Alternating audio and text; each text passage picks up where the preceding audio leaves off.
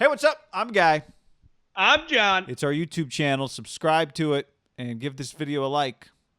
Podcast below in the description. Check it out. Brought to you by our friends at wineaccess.com/ham, some of the world's best wine. Wineaccess.com/ham. 20% off, guy. 20% off. Get on it right now. Julio Jones is getting traded. Got traded. The report from Rap Sheet on Sunday morning is about to get traded. I think Diana Rossini had that. About to get traded for a second-round pick and a fourth-round pick to the Titans, which, you know, depending on what your favorite team is, you probably don't hate. If you're a Colts fan, maybe you hate that. But, you know, they were a name that had been in the mix the whole time. I think the conclusion that you and I reached a while ago, he's not going for a first-rounder. There was a lot of evidence that he would not go for a first-rounder. Ultimately, he did not go to a first-rounder. I kind of like it just because Tennessee's a really interesting team to me, so that part of it I like. We can get to some Niners aspects of it in another discussion, but what'd you think? As someone DM'd me, this is pretty uneventful. It just doesn't feel very powerful. And part of it for us that live on the West Coast, like the Southern divisions, right? The AFC and NFC South. I guess Tom has changed Tampa's persona a little bit from the outside, but it doesn't really, I don't think, resonate with a lot of people. I don't It's think not just one a of those West, like I think it's a nationwide. It feels like the South. yeah, like when you say the Cowboys, the Packers, the Steelers just landed them, Seattle, the Niners, the Titans, and the Titans, NFC or AFC Championship game 2 years ago, they went to the playoffs and won the division last year, hosted a playoff game. Like it's not like they're good, and really their offense guy has three all get off the bus ballers, right? Julio's an all-timer. Derrick Henry, I mean, has to be, when you factor in his production, one of the biggest, best running backs of all time. I don't mean best running backs like relative to the history of the league. I just mean when you factor in the size of him and how good he is, he might be the biggest, best running back. And then A.J. Brown is an absolute, like, they're three blue chip guys. Their offense is unreal. Yeah. Just with those three guys. I mean, Derrick is basically competing to run for 2,000 yards the last several years. AJ, talking to some people in the league, like he's more well-rounded than DK. I think DK is more unique, and they're synonymous with each other because they were college teammates. If you said they're both available, my first instinct is more teams would take A.J. Brown, but I could be wrong about that. That would just be my first It probably instinct. depend on your quarterback, but yeah, I think more people would take A.J. Brown than I think fans would probably think. Yeah. But I just think the transaction was just like the Falcons and the Titans did a deal. Now it was a massive deal, but it's a little like, that's what happened. I think clearly this was the best they could get. They also sent a sixth with him. The idea that the Falcons didn't want to trade him to the NFC, I buy. But I think for the most part, outside of your division, a lot of that stuff is, I think, overrated. If you take a lesser deal to keep a guy out of a conference, unless he's a quarterback with several years left, even that I think would depend on the guy case by case. For the most part, I think it's overrated, keeping a guy out of a conference. If you wanted to keep a guy out of a division, i.e. you're the Niners, you're not going to trade somebody to the Seahawks, fine. In baseball, I can understand it divisionally. Again, same deal. You're going to play 18 times. But outside of that, I think it gets overrated.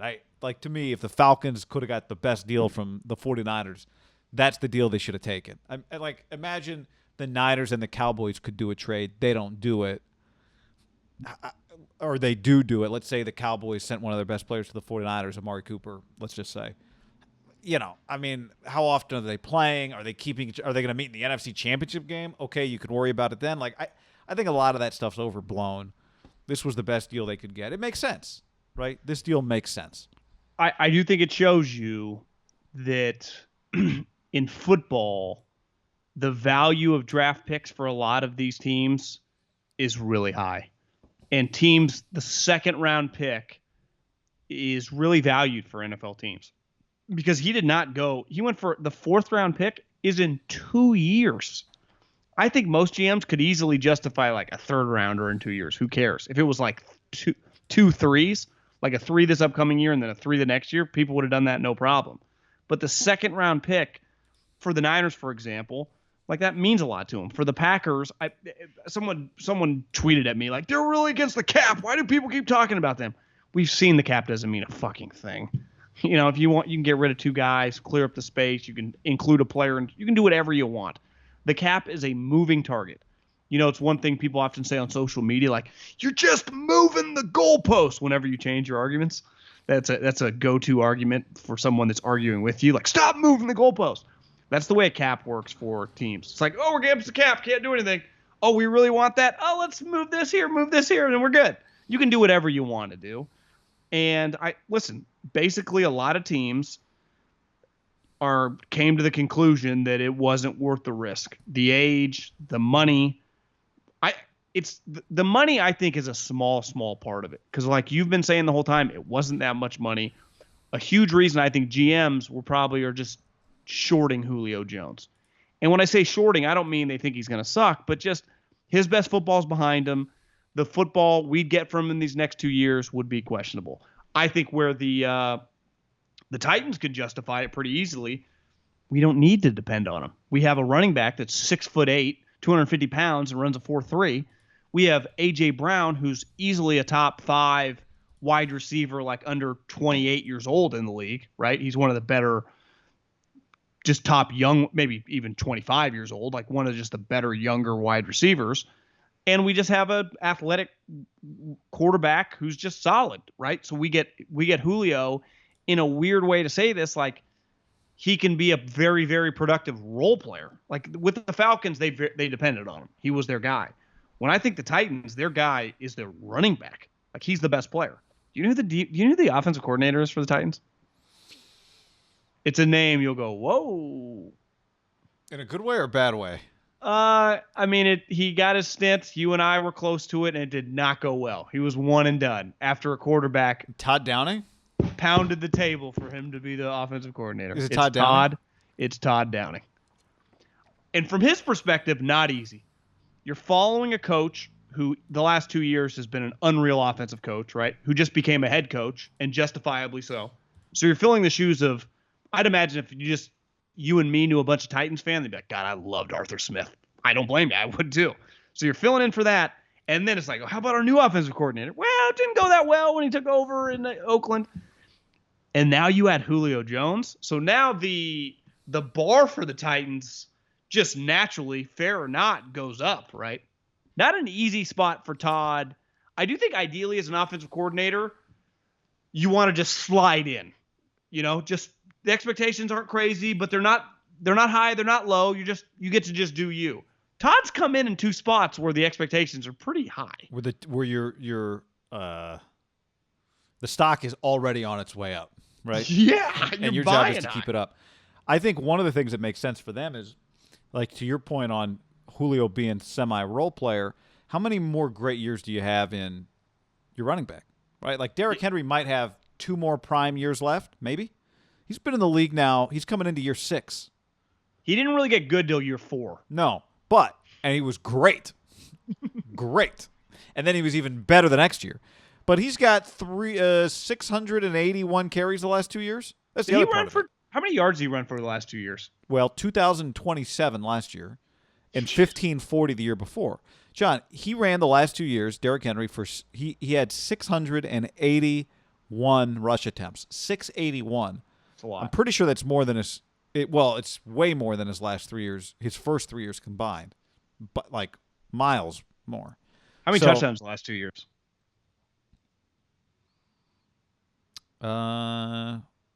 16 in 2019 rushing and 2 receiving. So 18 and 19 and 17 all rushing in 20. Guy, how much more can that guy produce? Well, I think if you're them, you got to look at it like our window to win the Super Bowl is we got 2 years here to win a championship. And maybe part of it is like we can't expect this guy to maintain this. Like I don't think we can look for another 1,817. Well, that's what I mean. Would we be cool with 1,250 and like 11? AJ and Julio.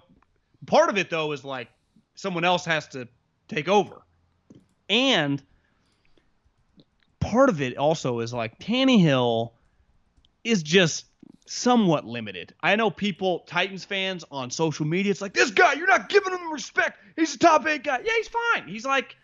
He's a more physically gifted Alex Smith, but I don't trust him as much as Alex in a weird way that I didn't even trust that much in big games. But he's in that kind of realm, which is fine. You just got to cook the books for him, and they kind of have.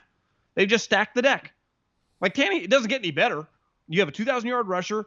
You have a young wide receiver who's built like a fucking dominant force. He's like 6'4", 225, and he can run. And then you get Julio. They play the NFC West this year, too. Remember, it'll be interesting to see. That's a weird game. To me, the question is, like, if Julio doesn't play 17 games, what games does he miss and against who?